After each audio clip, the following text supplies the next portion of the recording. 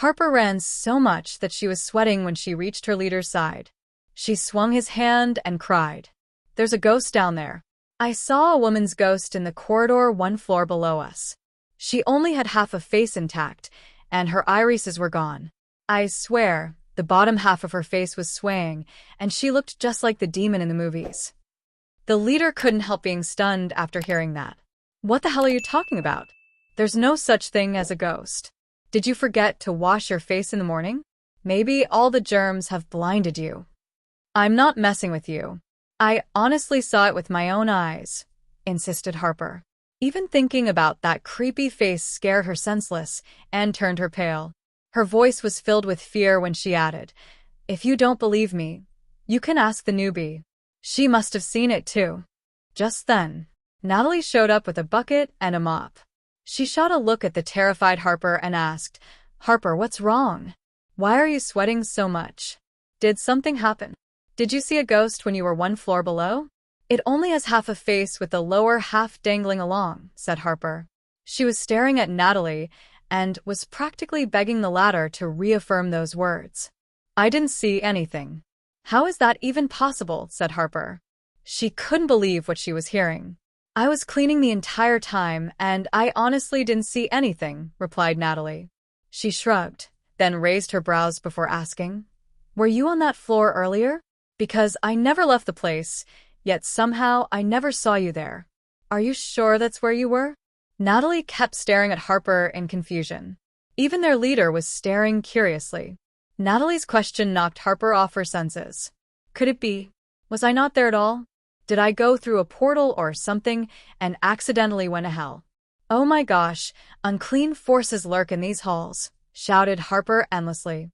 "Shut the hell up," growled the leader, who was affected by Harper's constant shouts. He angrily ordered, "You're a cleaner, so if there is anything unclean around here, it's your job to clean it." Harper might be terrified, but the leader's words prompted her to shut right up.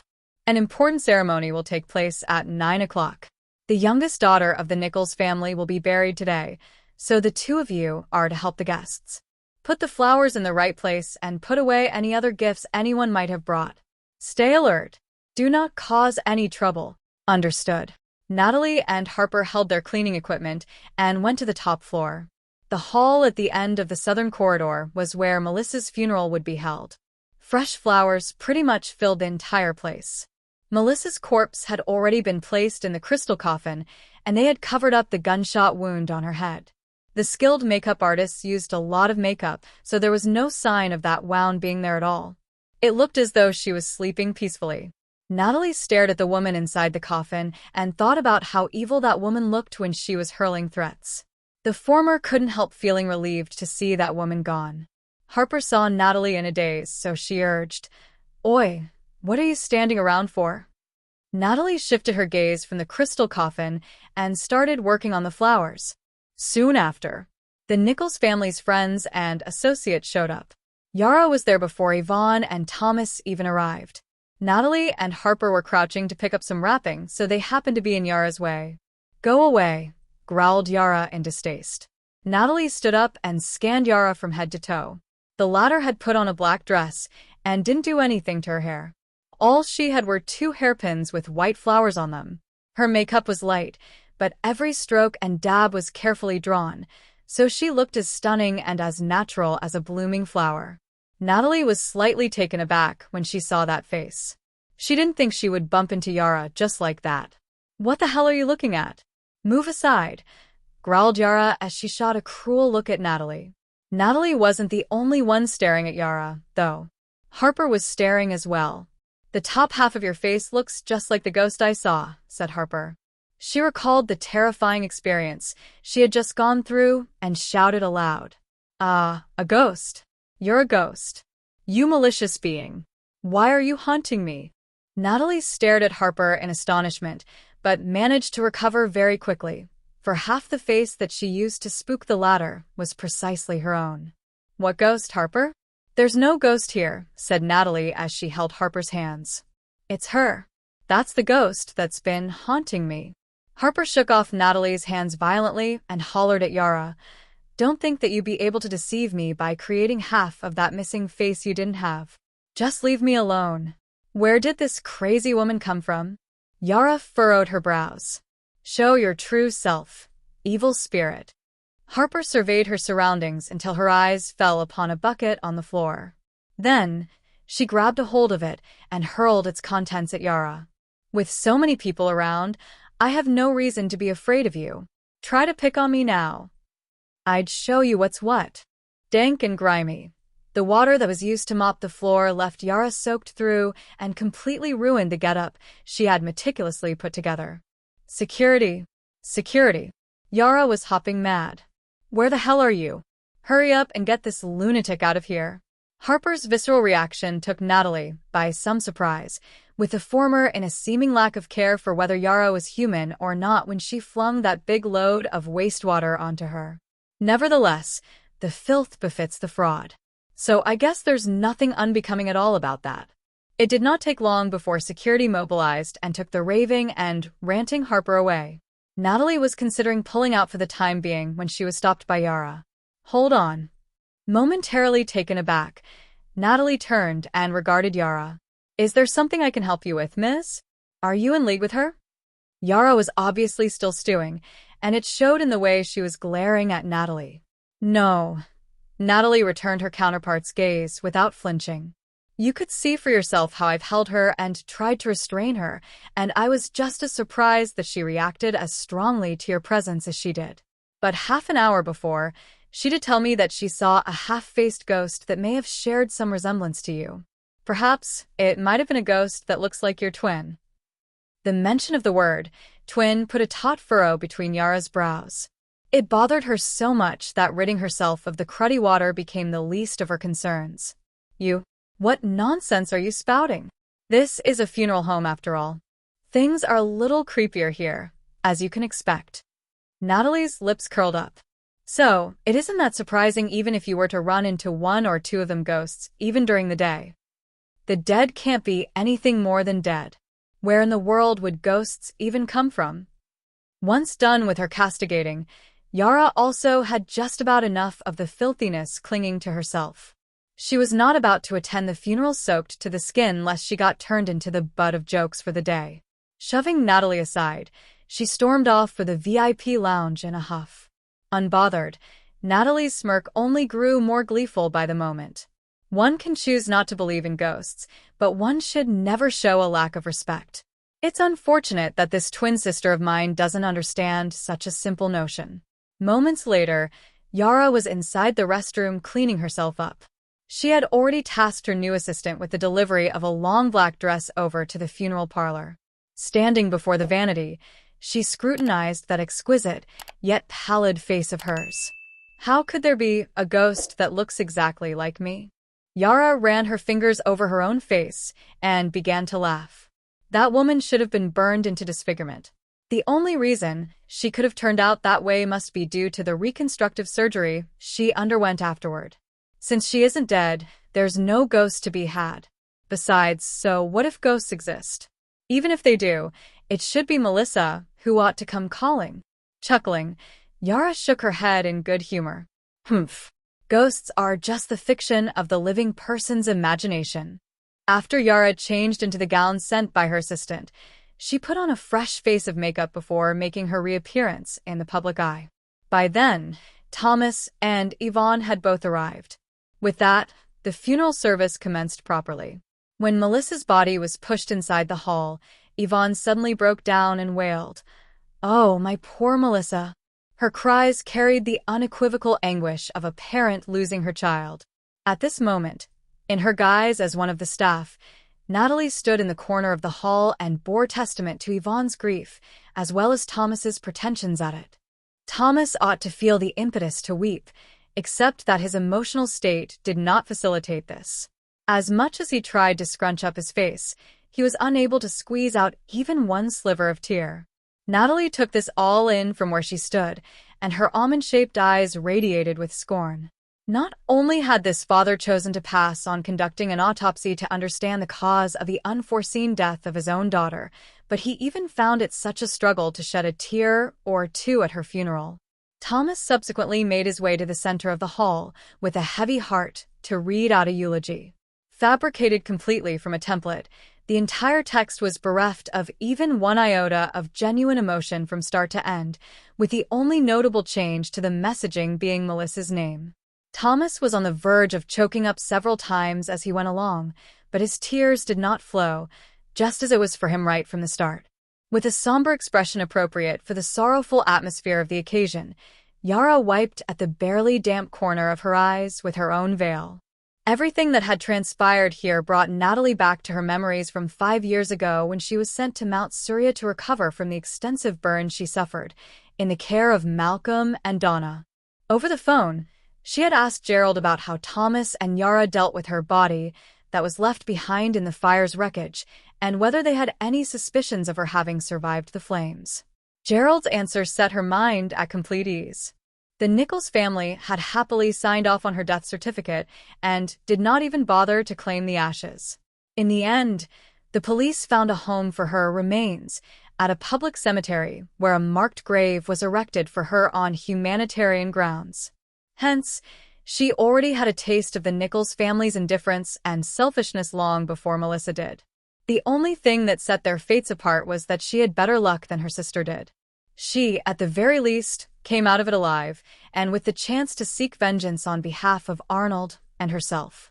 Upon the completion of the eulogy, the attendees of the service, each with a stalk of white chrysanthemum in hand, encircled the casket 3 times in silence before they laid the flowers upon Melissa's body. With the completion of this service, Melissa was to be completely cremated. Sprawled to the side of Melissa's crystal casket, Yvonne's cries increased in mournfulness until her voice croaked. "It's all my fault, Melissa. I must have committed too many sins, so much so that you were made to suffer them in my place. You're so young. It should have been me to have died, not you." Yvonne's wails reverberated around the entire interior of the hall. Although Natalie found Yvonne quite pitiful, this poor soul was doubtlessly detestable in her own way. Just like Yvonne admitted so herself, on top of wriggling her way into the family as a mistress, she had also failed to take Melissa in hand ever since. All these were criminal in themselves. 2 black-suited men went up to pull Yvonne away from the casket. When she saw her daughter being pushed further and further from her, she passed out on the spot, instantly plunging the entire scene into chaos afterward.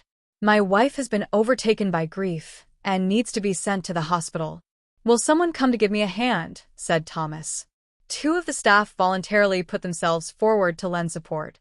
They brought Yvonne to the VIP lounge and went about preparing a honey drink, gathering ointment, and the likes. Thomas was about to go over to check on Yvonne when his phone started ringing, but he hung up outright as he was not in the mood to answer. The caller, however, seemed quite intent on reaching him, making one insistent call after another, as though determined to get him to pick up. Noting how distracted Thomas looked when he saw the name on his display, Yara took it upon herself to say, "Could it be an important work call, Dad? Why don't you go ahead and attend to it? Rest assured that I got things here under control." "All right." Thomas then hastily left the funeral services venue.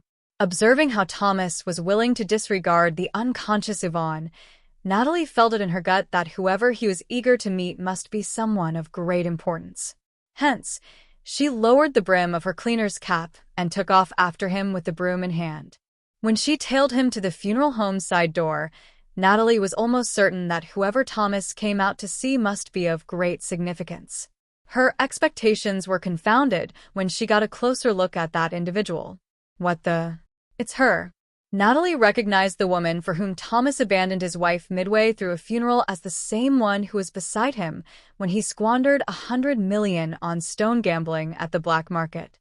As if it was not bad enough that Thomas was unable to shed a tear at the funeral, it turned out that he was worse than that, coming out for a rendezvous with his floozy before his own daughter's body had been cremated. Natalie gnashed her teeth as she felt aggrieved on behalf of her late mother. "What are you doing here, Yeva?" Thomas snarled with his eyes gawking. "Today's Melissa's funeral, so stop messing around. What if someone were to spot you here like this? So, what if anyone were to see me?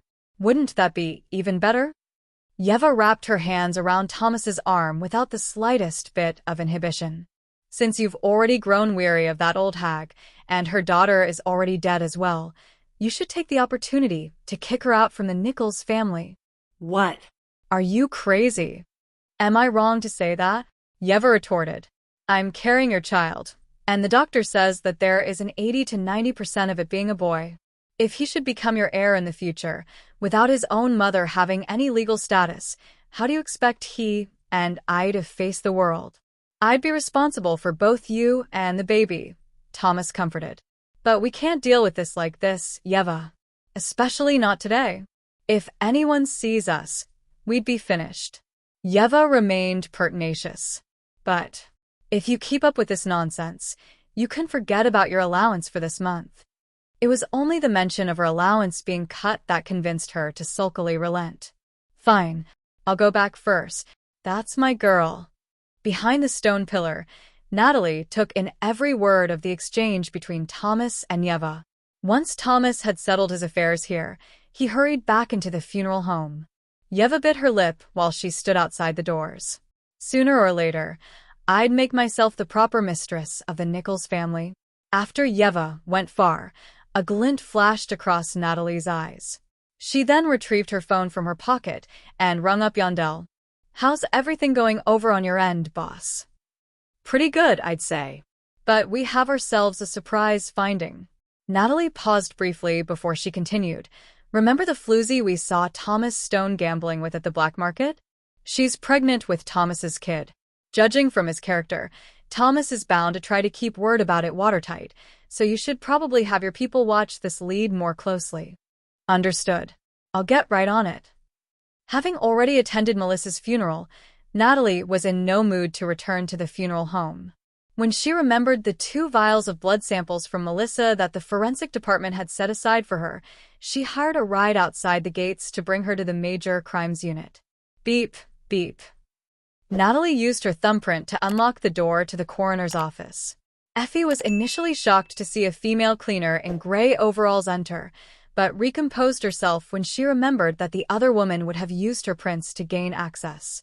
Boss. Like a rabid fangirl, Effie approached Natalie and threw her arms around the latter. Oh, I've missed you so much. Not knowing how to react to the magnitude of this bear hug, Natalie opted to pat her counterpart on the back. Okay. Natalie then looked around. Where's Brandon? Relax. He just got assigned to a case and went out. I reckoned he shouldn't be back for quite a while. That's good to know. Whilst Effie was in the know about Natalie's donning of hyper-realistic masks, Brandon remained in the dark about it. Hence, be it any manner of disguise or the removal of Melissa's blood samples, things could get a little sticky if he was present. I need to take 1 vial of the blood samples that Mr. Jones left with you here. Sure. I'll bring it to you, boss. It did not take Effie very long to return with a vial of the blood sample, which she passed along to Natalie. When Natalie saw the apprehension on the former's face, she could not help but ask, What's on your mind, Effie?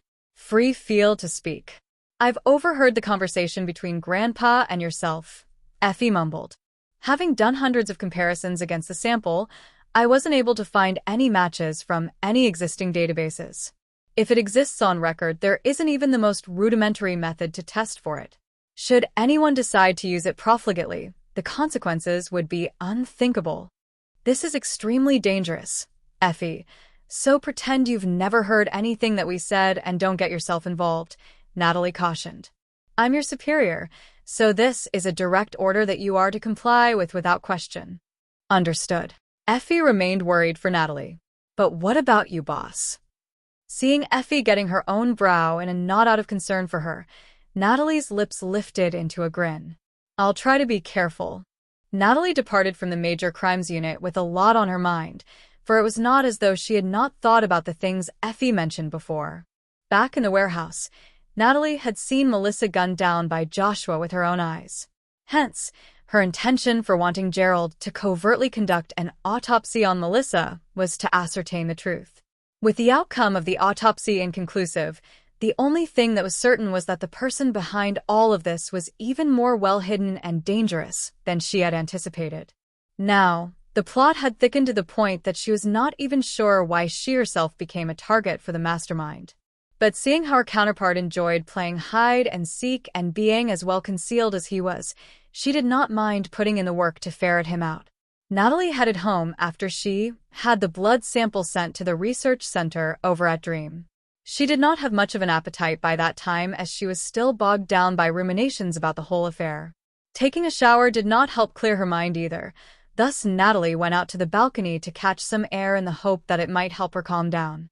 The night breeze brought down Natalie's body temperature and, at the same time, helped settle her emotions somewhat. So lost in thought, she did not even notice Samuel pushing his way through the door.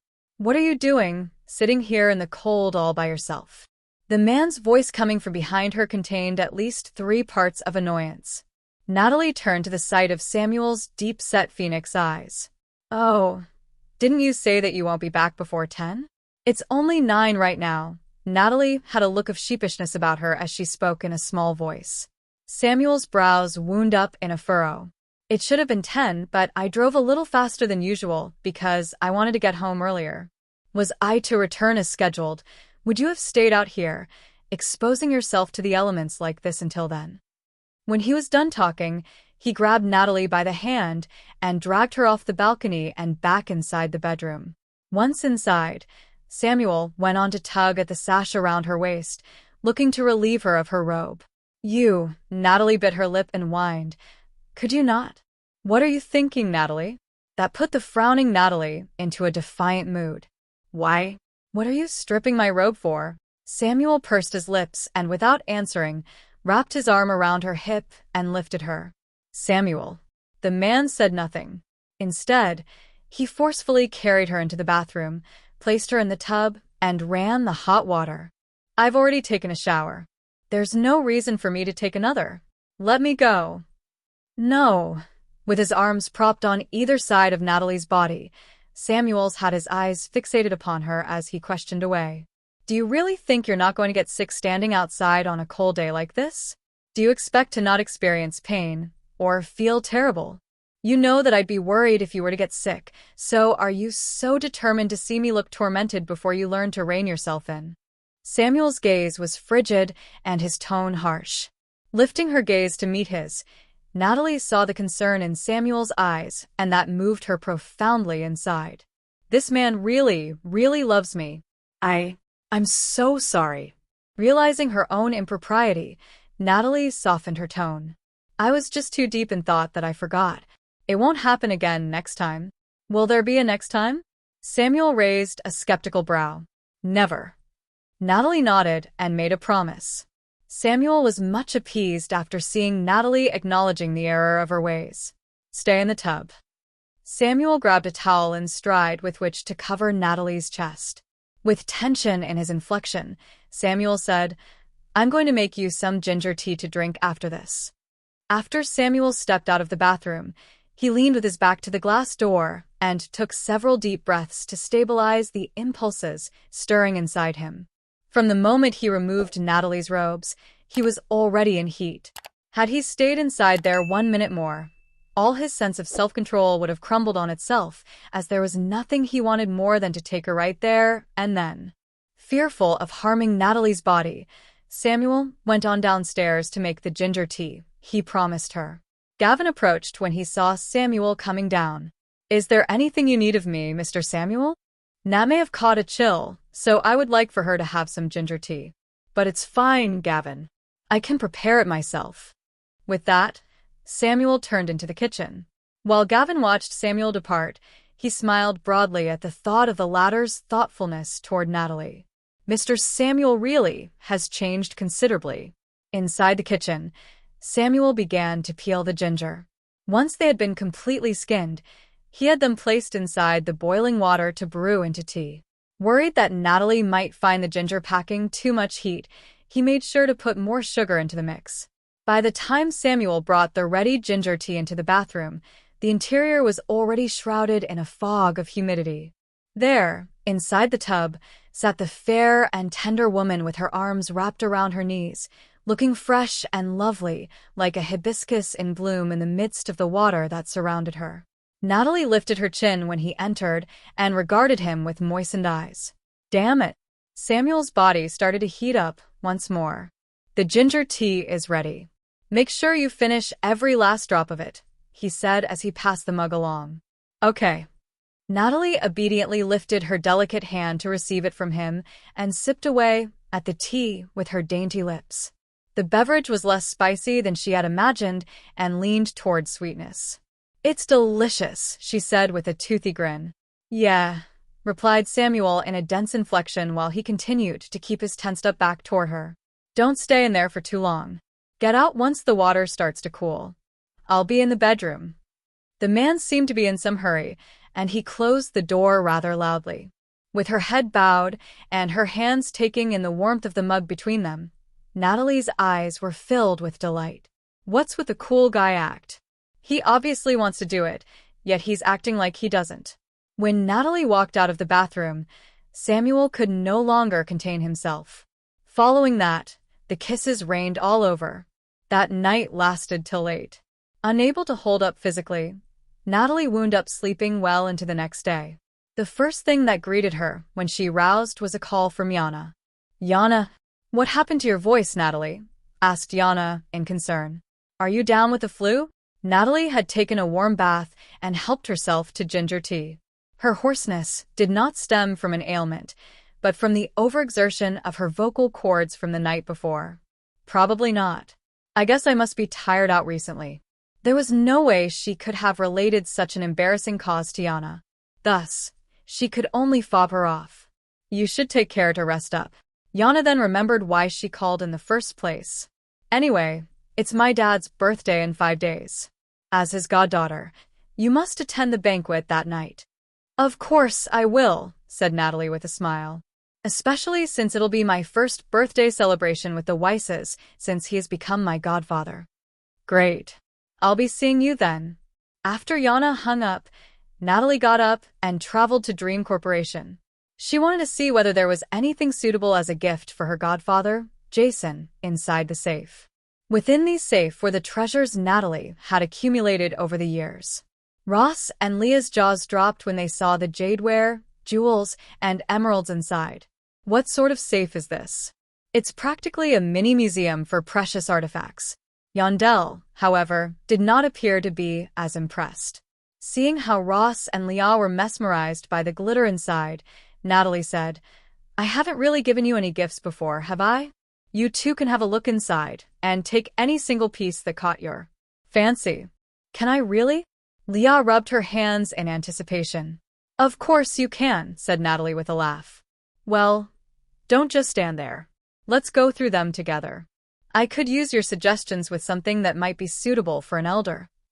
Thank you, Ms. Nichols. Thank you, Ms. Nichols. Leah and Ross exchanged looks. Then they began to comb through the 5 large safety deposit boxes. Just watching by the sidelines ultimately became too much for Yandel to take. Boss, is it possible for me to? Yeah, of course. Natalie's lips lifted. Rest assured that I won't be leaving anyone out. When he met Natalie's eyes, Yandel felt that this was another day that he would remember fondly in his time with her. The thing that motivated him to work for Natalie was never the money. Apart from her multitude of uncanny identities, what stood out to him most was her overwhelming open-mindedness and big heart. Thanks, boss. After going through the safety deposit boxes for hours, the lot of them finally settled on their heart's desire, and every one of them was greatly satisfied. Hang back, Ross. I have something that I wish to discuss with you alone. Natalie's eyes seemed quite solemn when she uttered those words. Yandel and Leah cleared out of the office and made space for Ross and Natalie. There's some unknown psychedelic toxin inside the blood sample sent to the research center yesterday. The side effects of which include the inducing of hyperactivity and a change in temperament. My guess is that with heavier doses and long-term exposure, it may make one highly aggressive or even immune to physical pain. Perhaps it might even make one akin to zombies in the movies. Natalie stood at the full-length windows and looked down upon the ceaseless flow of traffic in the city below. Ross' pupils shrunk when he heard that. Not that he would doubt anything that Natalie said, but this all sounded very outlandish to him. He kept his cool and asked, "What would you like for me to do, Ms. Nichols?"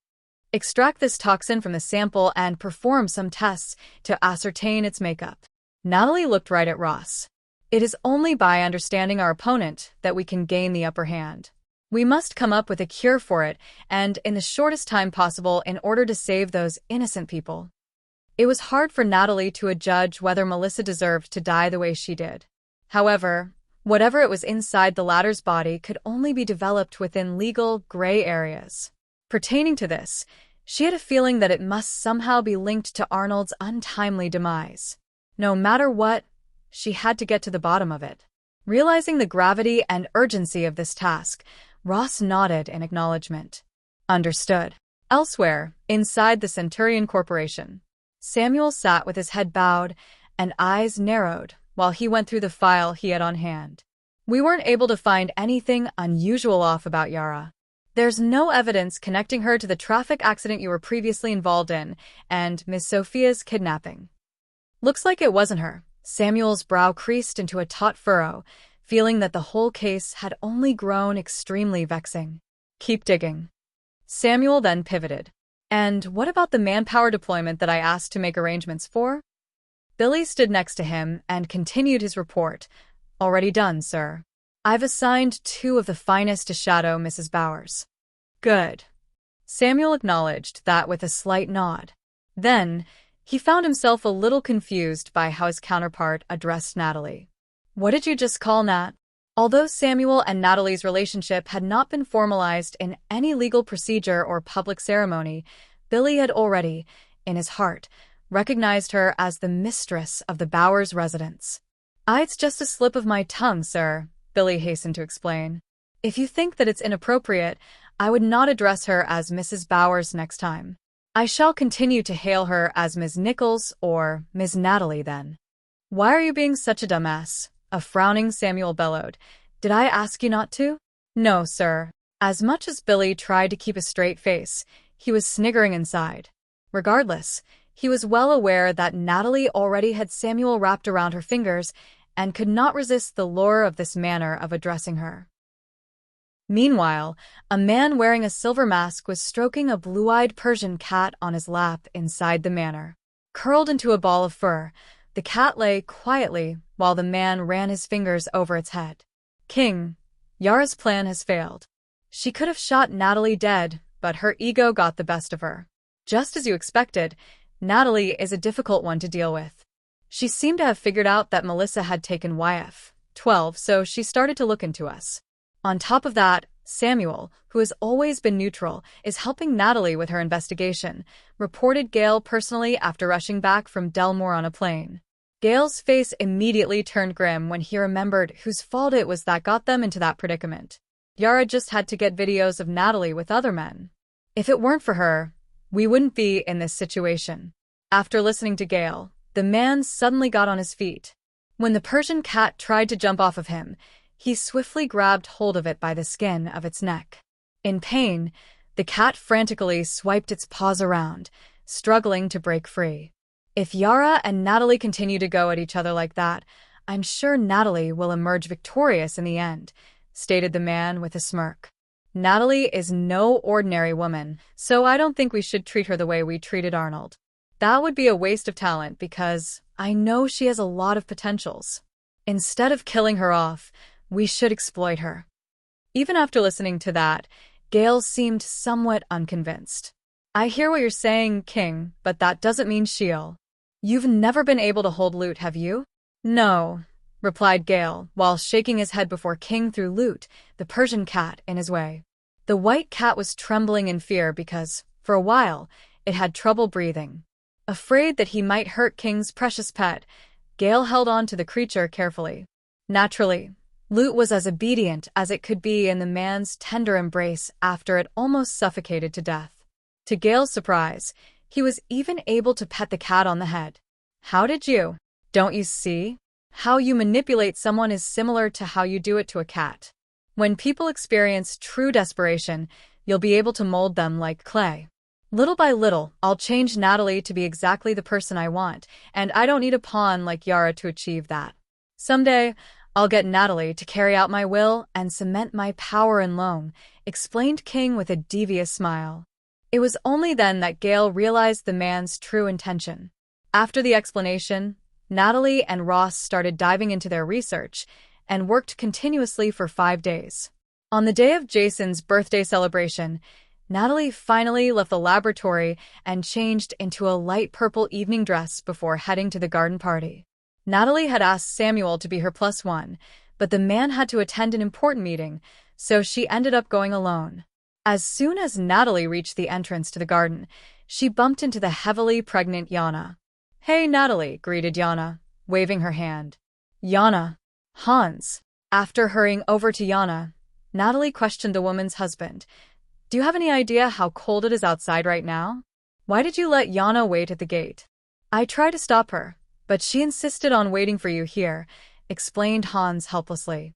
Natalie shook her head at the pregnant woman. "Yana, you're with a child now. You have to take better care of yourself. Promise me that you won't do this again. Please?" "Fine. "I promise." She was so happy to see Natalie after a very long time. "Now that you're finally here, we can all go inside," responded Yana with a bright smile. Then, the three passed through the garden and entered the banquet hall at the end. Even though the Weisses were well-to-do, they rarely held extravagant parties. However, since it was Jason's 50th birthday, they decided to make an exception. Besides throwing a lavish banquet, the Weisses invited various industrial leaders in Delmore and close friends to join their celebration. Yana quickly brought Natalie over to Jason when she saw the man in the hall. "Well, I'll be damned. Look who it is, Hannah. Our beautiful Natalie has finally arrived," exclaimed Jason to his wife. Although the only daughter the couple had was Yana, they treated Natalie like she was another child of theirs. "Godfather, godmother, I'm so happy to see you." Seeing how glad the two were to see her, Natalie felt warm and fuzzy on the inside. "Not as happy as we are," responded Jason, smiling from ear to ear. "Happy birthday, godfather. I wish you all the happiness in the world. May you live long and prosper." With that, Natalie handed her godfather a gift she had specially prepared for him. "Yana told me you're a casual drinker, so I got you this exquisite snifter glass. It should be perfect for your brandy." "Natalie, you shouldn't have." After unwrapping his present, Jason took a well-crafted glass out of the box and held it up to the chandelier. With elegant diamond cuts, the glassware shone like a precious gem refracting the radiance of the sizable hanging light. "What brilliant workmanship! To tell you the truth, I already have a large collection of wine glasses, but none can compare to this," praised Jason excitedly. Even Hannah nodded in agreement. "Natalie must have spent a fortune on this. Hubby, do you realize how lucky we are to have such a wonderful goddaughter?" "Do I? I knew she was a darling the first time I laid eyes on her," exclaimed Jason before laughing out heartily. Natalie, too, was full of smiles when she saw how pleased her godfather was. "I'm glad that godfather seems to love it. Spending time and money on finding the perfect gift for him was well worth it. Sigh, ever since you two have accepted Natalie as your goddaughter, I feel like I've lost my place in the family," stated Yana jokingly. "If it were competition, Natalie's gift would have won. Hands down. Somebody's jealous, huh? You two are both apples in our eyes. Don't you ever forget that," reminded Jason before laughing again. "Tonight, I'm going to tell all my guests how important Natalie is to our family." While Natalie did not care much about her social status, Hannah, Hans, and Yana agreed with Jason because they thought it would be a good idea for others to know how much Natalie meant to them. Everyone at the scene shifted their attention to Jason when he went up to the stage along with Natalie. All his guests knew who he was, but not the young woman standing beside him. Even though Natalie had freckles on her face, her eyes were so mesmerizing that everyone immediately disregarded her dermatological flaw.